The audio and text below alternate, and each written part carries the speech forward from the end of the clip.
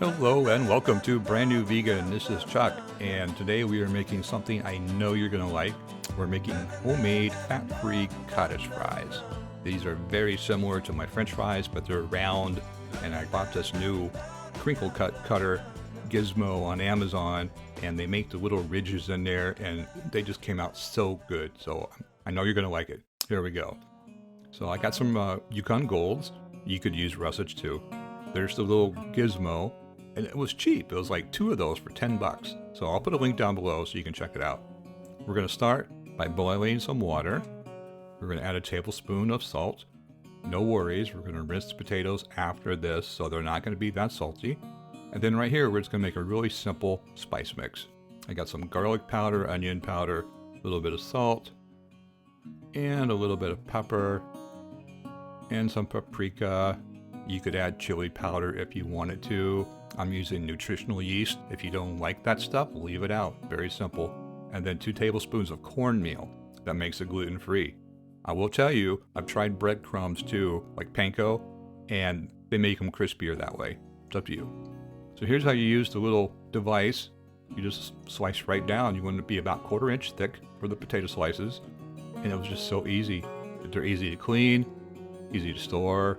They're not that sharp, so you don't have to worry about being sliced by your mandolin. Still be careful though. But yeah, it was a really good deal. I think 2 of those for $10. And I like cottage fries. So now we're going to rinse our potatoes, drain all that cold water. Like that, get all the starch out as much as we can. And by now our water should be boiling.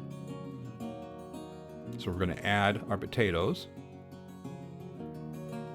And then we're going to add a tablespoon of apple cider vinegar. Now I've been told it does 2 things. 1, it stops the potatoes from oxidizing and turning brown. And 2, it's going to help them stay firm. Now from a full rolling boil, we're going to set the timer for exactly 10 minutes. That way there's no question on how long to cook them. After the 10 minutes, we're going to drain that water out, that salt water, and we're going to give them a really good rinse, some cold water to cool them down so we can handle them like that. And then if you can remember back to your mom's shake and bake days, that's what we're going to do. We're going to add these to a bag so they stay firm. Pretty cool, huh? Wait, I think there's one. Oop, damage control. Let me dispose of that one real quick. Yum. Yeah, so we just get a Ziploc bag, add a tablespoon or 2 or 3, however much you like, of the seasoning mix. I think I used 3.